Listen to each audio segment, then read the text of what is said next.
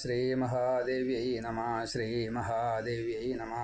ഓം ശ്രീമദ്ദേവി മഹാഭാഗവതം ഭാഗം 26 ശശികല സുദർശന വിവാഹം. അത് 12 അധ്യായങ്ങളായിട്ട് വിസ്തരിച്ച് ദേവീഭാഗവതത്തിൽ പറഞ്ഞിരിക്കുന്നു. 3-ാമത്തെ സ്കന്ധത്തിൽ 14-ാമത്തെ അധ്യായം മുതൽ 12 അധ്യായം. അപ്പോൾ 25-ാമത്തെ അധ്യായം കൂടി അതിൽപ്പെട്ട തന്നെയാണ്. നമുക്കത് കേൾക്കാം. ഈ സമയത്ത് വിവാഹം കഴിയാത്തവരുടെ ദുഃഖങ്ങളെ തീർത്തു കൊടുക്കും എന്നാണ് യജ്ഞവേദിയിൽ സാരി പൂജ, ഡബിൾ പൂജിക്കാൻ വയ്ക്കുക, ഇങ്ങനെയൊക്കെ ചെയ്തു കഴിഞ്ഞാൽ അതിന് ഫലം ഉണ്ടാവുമെന്ന് അനുഭവം. യജ്ഞം നല്ല രീതിയിലാണ് മുഴുവൻ പാരായണത്തോടു കൂടിയിട്ട് നേദ്യം തുടങ്ങിയിട്ടുള്ള കാര്യങ്ങളൊക്കെ. ഇതിനൊക്കെ ചില വിധികളുണ്ട്. ആ വിധിപ്രകാരം തന്നെയാണ് നടക്കുന്നതെങ്കിൽ ഈ ആവശ്യക്കാരൻ്റെ അത് പരമാവധി 3 വായന, അതിൽ കൂടുതൽ വേണ്ടി വരാറില്ല എന്നത് ഒരു സാമാന്യനുള്ള സത്യമാണ്. പിന്നെ ജാതകക്കാരന് യാതൊരു കാരണവശാലും ഒരു തരത്തിലും ഈ അർഹത ഇല്ലാച്ചാൽ പിന്നെ നിവൃത്തിയില്ല. അതിന് യജ്ഞത്തിനെ കുറ്റം പറഞ്ഞിട്ട് കാര്യമില്ല. സ്വതേ അതിൻ്റെ ഒരു വിധി ഇപ്രകാരത്തിലാണ്. അത് നറുക്കാറുണ്ട്. അപ്പം അങ്ങനെയുള്ള അതിവിശിഷ്ടമായിട്ടുള്ളൊരു കഥയാണ്. കാശി രാജകുമാരിയായിട്ടുള്ള ശശികലയും അയോധ്യ രാജകുമാരനായിട്ടുള്ള സുദർശനനും രണ്ടുപേരും ശക്തി ഭക്തന്മാരാണ്. ക്ലീംകാരം ജപിച്ചുകൊണ്ട് മായാബീജത്തിലെ ബീജമന്ത്രങ്ങളിലെ ഏറ്റവും അക്ഷരബീജമന്ത്രമാണ്. അതിലെ ഏറ്റവും പ്രധാനപ്പെട്ടതാണ് ക്ലീംകാരം. അത് അയോധ്യ രാജകുമാരൻ ജപിച്ച് അതിൻ്റെ ഫലസിദ്ധി സുദർശന കുമാരന് കിട്ടി.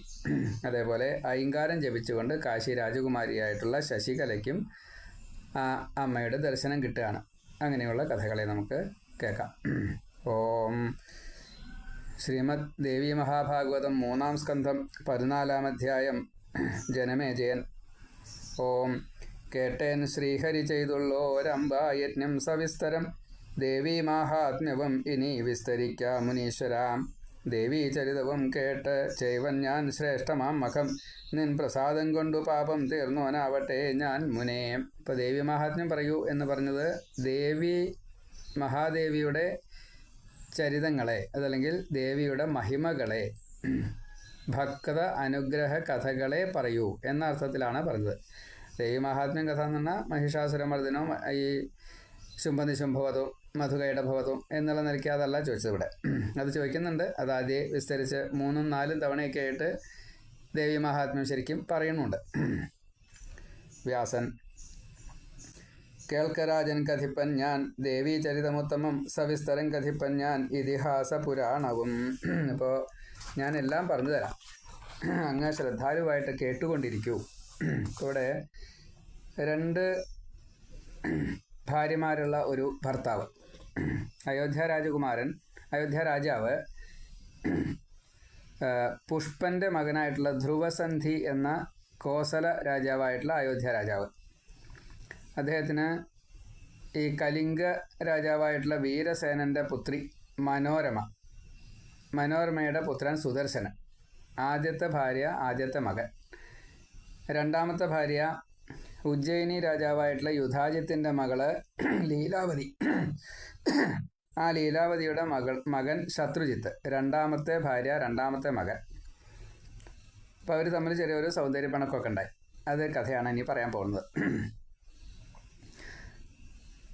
പണ്ടുണ്ടായി കോസലം തന്നിൽ ധ്രുവസന്ധി നൃപാലകൻ, മഹാതേജസ്വിയായി സൂര്യവംശജൻ പുഷ്പപുത്രനായി, സത്യധർമ്മങ്ങളും വർണ്ണാശ്രമനിഷ്ഠയുമൊത്തവൻ, ശുചിവ്രതൻ നാടുവാണാനുരപൊങ്ങും അയോധ്യയിൽ, വിപ്രന്മാരും ക്ഷത്രിയരും വൈശ്യരും ശൂദ്രജാതിയും സ്വസ്വവൃത്തിയിലേർപ്പെട്ടു ചരിച്ചാർ ധർമ്മമേവരും.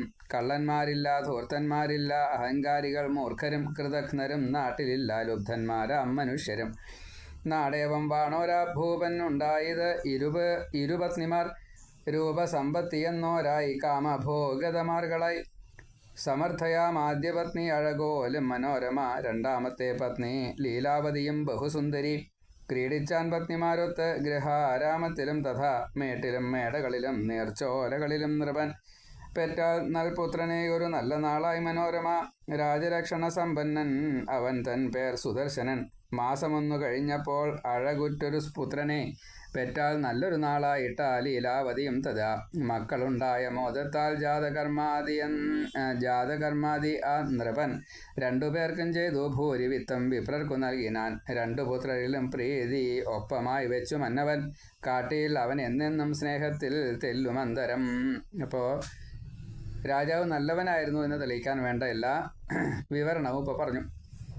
രണ്ട് ഭാര്യമാരെയും ഒരേപോലെ സ്നേഹിച്ചു. രണ്ട് മക്കൾക്കും വേണ്ടതൊക്കെ ശ്രേയസ്സുണ്ടാവാൻ വേണ്ടി ദാനധർമാദികൾ തൊട്ടുള്ള സകല കാര്യങ്ങളും ചെയ്തു. ഒരു പക്ഷഭേദം കാണിക്കാതെ കണ്ട എന്ന് സാരം. അത് സ്വതേ കുട്ടികളിലും അതുണ്ടാവുകയാണ് വേണ്ടത്, പത്നിമാരിലും അതുണ്ടാവുകയാണ് വേണ്ടത്. ഒരാൾക്ക് സാത്വിക ബുദ്ധിയാണ്, മറ്റേ ആൾക്ക് കുറച്ചൊരു രജോ ഗുണോ തമോ ഗുണോ എന്തൊക്കെയുണ്ട്, അതിൻ്റെ കുഴപ്പങ്ങളാണ്. ചൗളം നടത്തിച്ചു പിന്നെ അവർക്ക് വിധി പോലവേ പ്രൗഢിക്കൊത്ത വിധം പ്രീതിയോടും ഭൂപൻ പരന്തപൻ ചൗളക്രിയ കഴിഞ്ഞുള്ളോരാ ബാലർ നൃപമാനസം കവർന്നു നാട്ടാർ കാമോദം നൽകി സുന്ദരലീലയാൽ സുദർശനൻ ജ്യേഷ്ഠപുത്രൻ പക്ഷേ ലീലാവതി സുതൻ ശത്രുജിത്ത് എന്ന പേരാണ്ടോൻ നല്ല വാചാലനായവൻ പ്രീതിപ്പെടുത്തി നൃപനെ ചാരുദർശനനാമവൻ വളർത്തി നൽ പ്രിയം മന്ത്രിമാരിലും നാട്ടുകാരിലും അതിനാൽ അവനിൽ പ്രീതിയൊട്ടൊട്ടേറി നിർബാലനും സുദർശനങ്ങൾ അത്രയ്ക്കും ഭാഗ്യക്കേടാൽ കുറഞ്ഞുപോയി.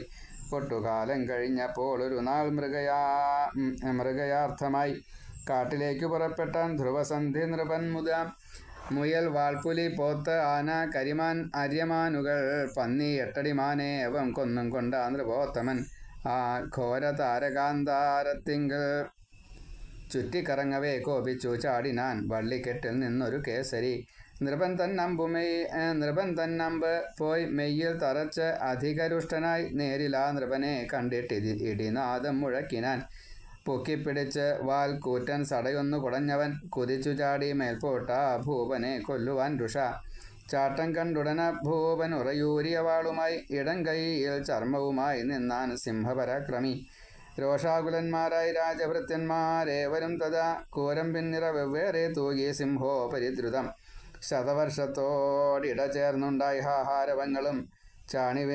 ശരവർഷത്തോടിടചേർന്നുണ്ടായി ഹാഹാരവങ്ങളും ചാടി വീണാൻ നൃപൻ തന്മേൽ ഘോരനാം സിംഹവും തഥാ ചാടി വീഴുന്നതും നോക്കി വെട്ടിനാൻ വാളിനാൽ നൃപൻ മാന്തിപ്പൊളിച്ചാൻ നൃപനെ സിംഹം കൂർത്ത നഖങ്ങളേറ്റു ഭൂപാലൻ വീണു ചത്തു നിലത്തുടൻ അവൻ തൻ പട വാവിട്ടു പൊഴിച്ചു ശരമാരിയും മരിച്ചു സിംഹവും തത്ര രാജാവും ഗതജീവനായി പരിവാരങ്ങൾ ചെന്നോതി മന്ത്രിമാരൊത്തു വാർത്തകൾ ഭൂപൻ മരിച്ചതായി കേട്ട മന്ത്രി സത്തമരാം അവർ അങ്ങു ചെന്നാശു ചെയ്യിച്ചാർ സംസ്കാരം വനസീമയിൽ.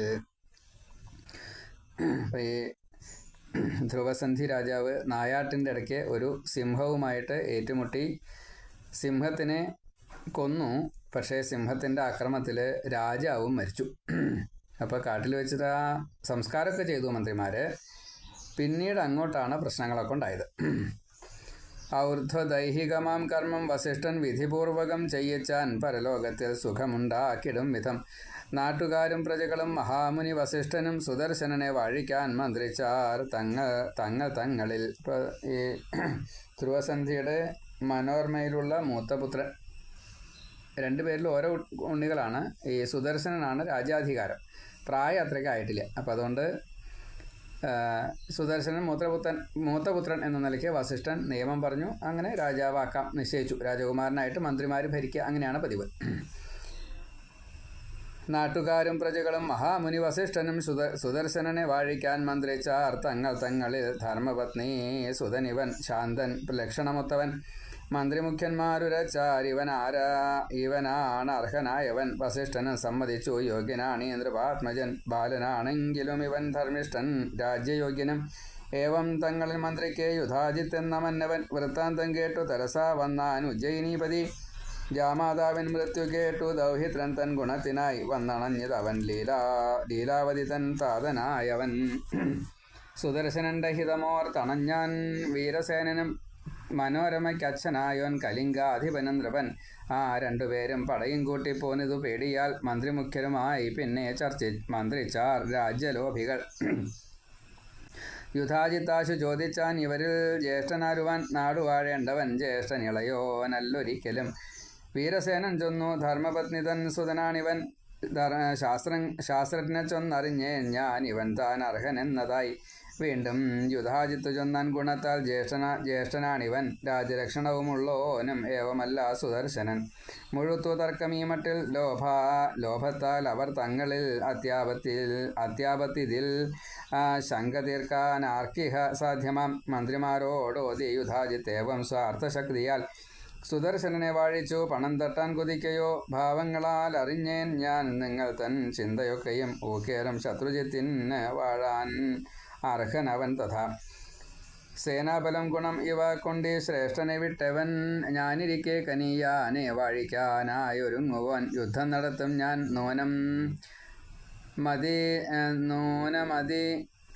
നൂനം അതിൽ എൻ ഖഡ്ഗധാരയാൽ പിളർക്കും ഭൂമി രണ്ടായി ഞാൻ, നിങ്ങളോ പിന്നെ എന്തുവാൻ. ഇതു കേട്ടു യുധാജിത്തോടുരച്ചാൻ വീരസേനനും, മതിമാൻ ഭേദമെന്താണി ബാലന്മാർ തുല്യബുദ്ധികൾ. ഏവം വാഗ്വാദമന്യോന്യം രണ്ടുപേരും നടത്തവേ, ആധിയാൽ അവശന്മാരായി നാട്ടുകാരും ഋഷീന്ദ്രരും വൻ പടക്കോപ്പുമായി തത്ര വന്നാർ സാമന്തഭൂപരും. സാഹസക്കൊതിയും യുദ്ധപ്രിയവും കൊണ്ടതന്ത്രിതർ ശൃംഗവേരപുരത്തിങ്കൽ നിന്നുമെത്തി നിഷാദരും. രാജാവിൻ ചരമം കേട്ടു ധനം കൊള്ളയടിക്കുവാൻ പ്രായമാവാത്ത പുത്രന്മാർ യുദ്ധമാസന്നമിങ്ങനെ കേട്ട് കൊള്ളക്കാരുമെത്തി ഓരോ ദേശത്തിൽ നിന്നുമായി. കൊടുമ്പിരിക്കൊണ്ടു തർക്കം സമ്മർദ്ദം ശക്തിയായി പരം. യുധാജിത്തും വീരസേനൻ താനും പോരിനൊരുങ്ങിനാർ. സുദർശനോൽപ്പത്തി എന്ന 14-ാം അധ്യായം സമാപ്തം. സർവത്ര ശ്രീമദ്ദേവി നാമ സങ്കീർത്തനം. ശ്രീ മഹാദേവ്യൈ നമ, ശ്രീ മഹാദേവ്യൈ നമ. ഇവിടെ മനോരമയുടെ അച്ഛൻ കലിംഗ രാജാവായിട്ടുള്ള വീരസേനൻ തൻ്റെ മകൻ രാജാവാവണമെന്ന് പറയുമ്പോൾ സന്തോഷം കൊണ്ട്, അർഹതയുണ്ട്. ആദ്യത്തെ പ്രഥമ പത്നി മനോരമയാണ്, അതേപോലെ തന്നെ അർഹത ഈ സുദർശനനാണ്. അപ്പോൾ സന്തോഷം കൊണ്ട് കലിംഗ രാജാവ് വീരസേനൻ അത്രയ്ക്കില്ല, അതായത് സൈന്യമോ മറ്റു കാര്യങ്ങളൊക്കെ കുറച്ച് കുറവാണ്, യുദ്ധസാമർഥ്യവും സാത്വികനാണ്. അപ്പോൾ അത് കാരണം അതിൻ്റെ രീതിയിലൊക്കെ ഉള്ളൂ. പക്ഷേ ശത്രുജിത്ത് അങ്ങനെയല്ല, യുധാജിത്ത് അങ്ങനെയല്ല. യുധാജിത്ത് അച്ഛനാണ്, ഈ ലീലാവതിയുടെ അച്ഛനാണ്, ഉജ്ജയിനി രാജാവ്. അദ്ദേഹത്തിന് എല്ലാ കാര്യങ്ങളും ഉണ്ട്, സൈന്യമുണ്ട്, ബലമുണ്ട്, ഒക്കെ കുറച്ചധികം. അപ്പോൾ തൻ്റെ മകനാണ് രാജാവ് ആവേണ്ടത് എന്നുള്ള മട്ട് പറഞ്ഞു. അത് ഒരു തർക്കത്തിന് കാരണമായി. അപ്പോൾ ജനങ്ങൾക്ക്, മന്ത്രിമാർക്ക്, മറ്റ് സൈന്യങ്ങൾക്ക് ഒക്കെ പ്രശ്നമായി. അയോധ്യയിൽ എല്ലാവർക്കും ഇത് വലിയൊരു പ്രശ്നമായി. പക്ഷേ അവരുടെ ആ ഒരു നിലനിൽപ്പ് അത് യുദ്ധം വരെ എത്തി എന്നർത്ഥം.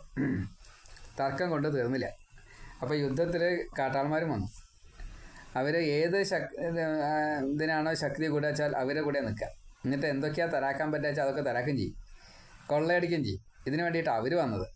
ഏതായാലും അവർ തമ്മിലുള്ള തർക്കം യുദ്ധത്തിലെത്തി എന്ന് പറയാണ്. ഇനി ആ യുദ്ധത്തിൻ്റെ വർണ്ണനയാണ് അടുത്ത അധ്യായത്തിൽ. സുദർശനോൽപ്പത്തി എന്ന 14-ാം അധ്യായം സമാപ്തം. സർവത്ര ശ്രീമദ്ദേവി നാമസങ്കീർത്തനം. ശ്രീ മഹാദേവ്യൈ നമ. ഇനി 15-ാം അധ്യായം. ഓം. ശസ്ത്രപാണികൾ മുഴുത്ത കോപവും ലോഭവും തടവി വന്നു പോരിനായി ഒത്തിറങ്ങിയൊരു വേളയിൽ തിരക്കെത്രയോ പെരുകി വന്നിതെങ്ങുമേ. കയ്യിലേന്തിയൊരു വില്ലുമമ്പുമായി സൈന്യവാഹന സമേതനായതാ പോരിലേതുമിളകാത്തൊരായുധാജിത്തു നിൽപ്പു ഘനബാഹുദണ്ഡനായി. വീരസേന നൃപനും സ്വസൈന്യമൊത്താത്മജാത്മജഹിതത്തെയോർത്തതാ ക്ഷാത്രധർമ്മമതു സംസ്മരിച്ചു വന്നേറിനാൻ അടരിലിന്ദ്രസന്നിഭൻ. ചൊരിഞ്ഞു കൂരമ്പുകൾ വീരസേനനാം നൃപൻ ക്രുധാ തന്നെതിരാളി തൻ്റെ മേൽ. ഗിരീന്ദ്രനിൽ പേമഴ പെയ്തിടം ഘനാഘനം കണക്കെയ്തിതു സത്യവിക്രമൻ. കുതിച്ചു പായുന്നൊരു കൂർത്തുമൂർത്തൊരശരങ്ങളാൽ മൂടി നൃപാലനെ ജവാൽ മുറിച്ചു വിട്ടാനതുപോലെ പാഞ്ഞു വന്നെതിർത്തിടും വൈരിശരോൽക്കരത്തെയും. ഗജരഥ തുരകപ്പോരേവമത്യുഗ്രമായി സുരനരമുനിമാരപ്പോരു വീക്ഷിച്ചു ഘോരം. പിശിതരുചി മുഴുത്തക്കാകൃധ്രാദി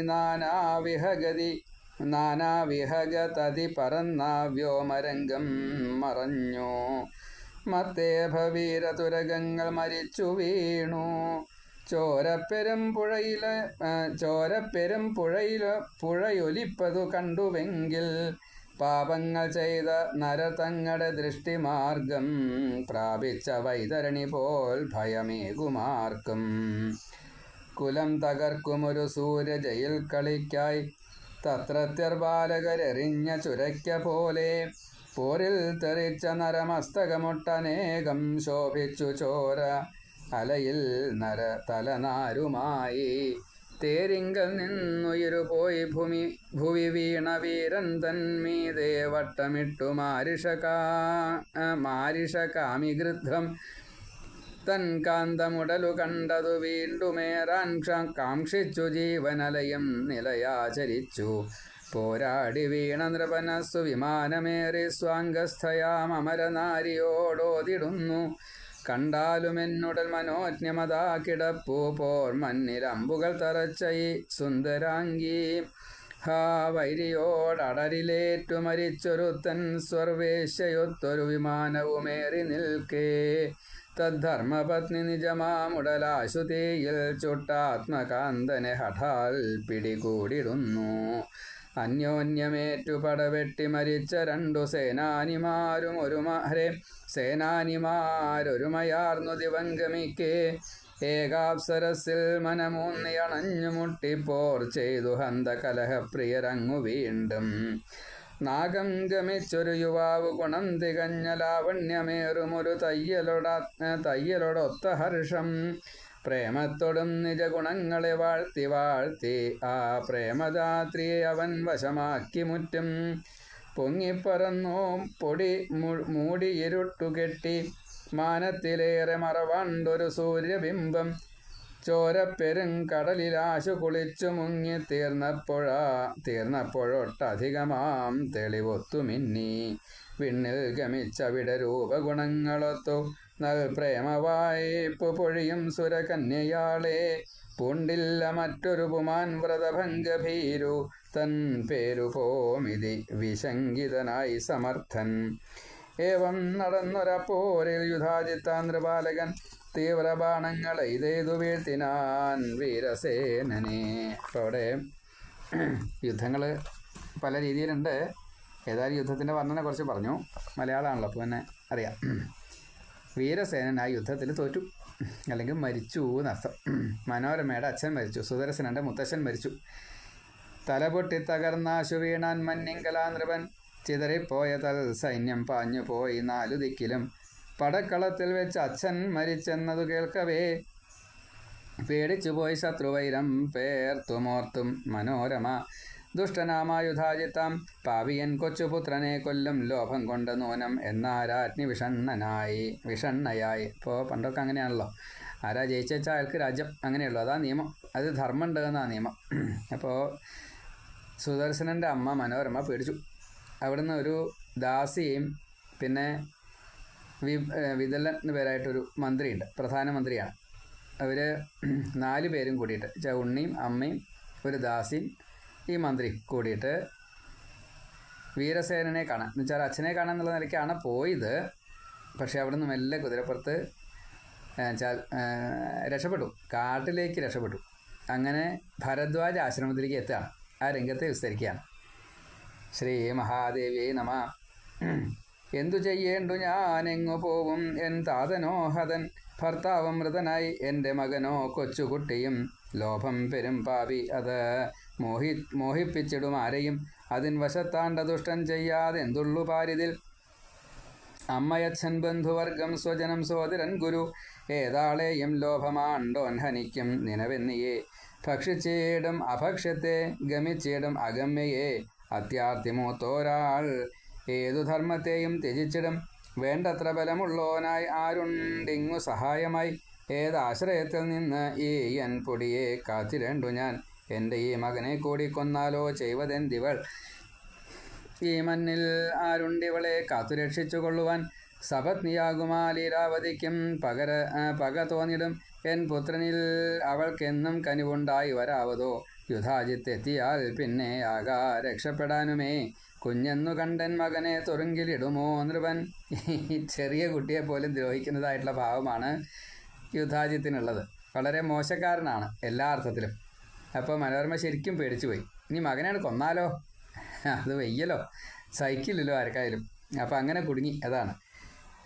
പിന്നെ കുറച്ച് കഥകളെ ഉദാഹരണമായിട്ട് പറയുകയാണ്. ലോഭം കൊണ്ട് എന്തൊക്കെ ആൾക്കാർ ചെയ്യും. ഇന്ദ്രനായാലും ശരിയെന്നർത്ഥം. പണ്ട് ഇന്ദ്രൻ ദൈത്യമാതാവിൻ ഉദരത്തിൽ കടന്നുടൻ മുറിച്ചു കൊച്ചു വജ്രത്താൽ 7 ഗർഭസ്ഥ ബാലനെ.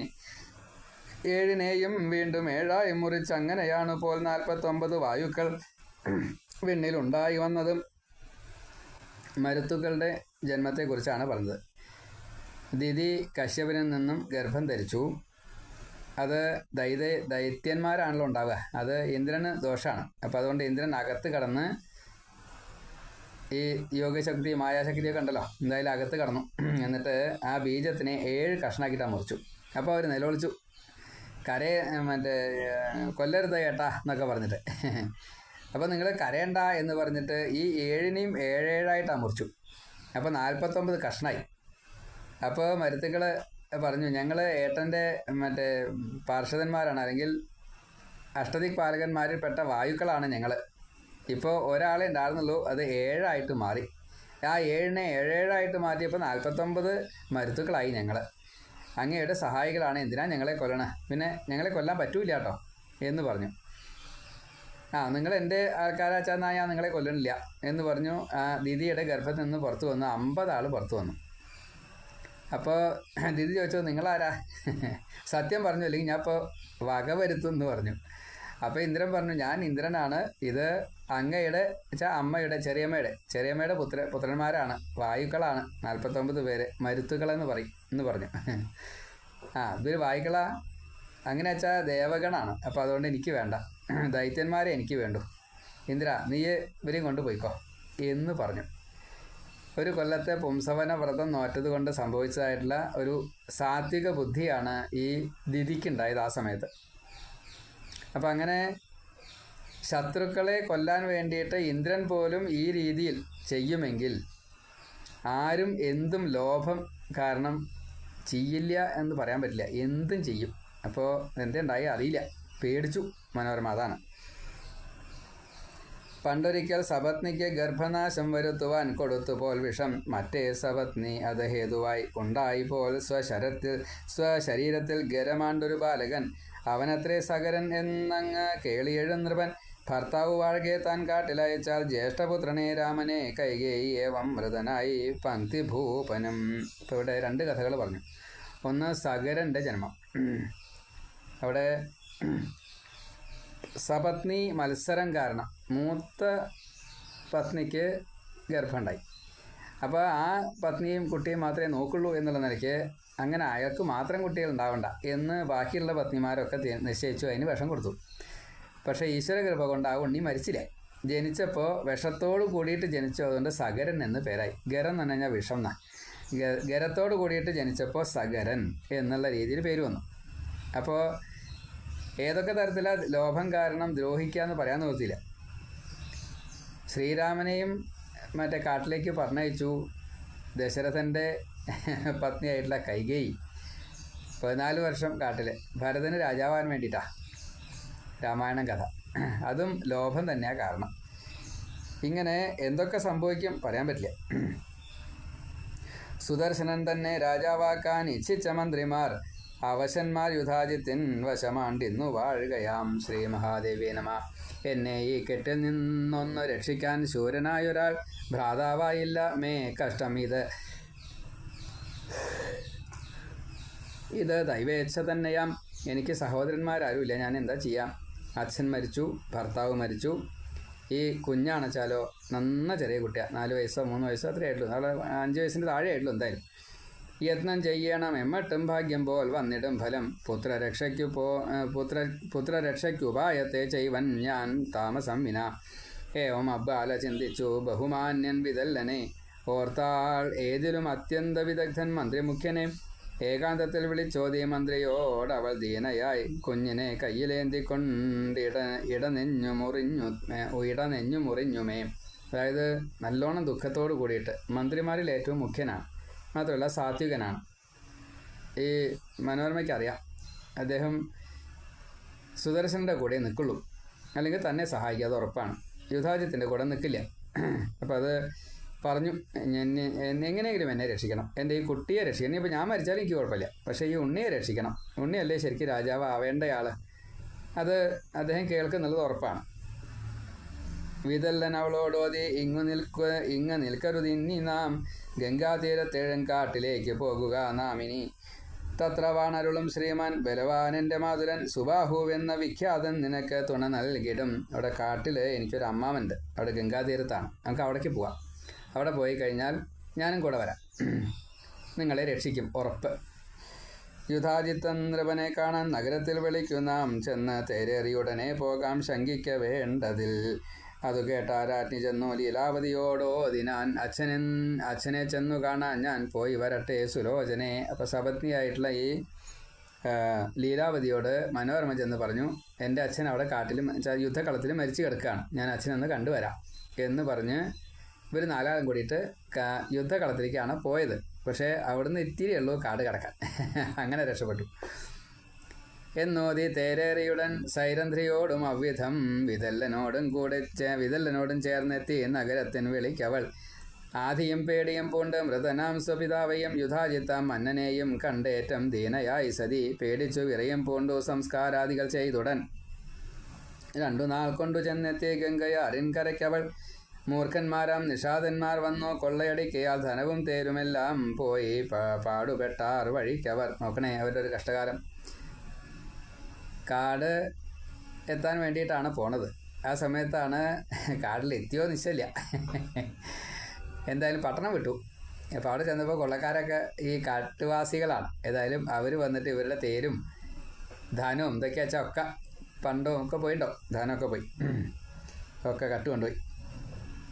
കരഞ്ഞു കുഞ്ഞുമായി ഒറ്റയുടു വസ്ത്രവുമായി അവൾ കയ്യാൽ തൻ തോഴി താങ്ങിക്കൊണ്ടെത്തി ജാഹ്നവി തൻ തടം. പേടിച്ചു പൊങ്ങുതടിയൊന്നേറി ഉൾക്കിടിലത്തുടൻ ഗംഗാനദി കടന്നെത്തി ത്രികൂടാചലമങ്ങവൾ.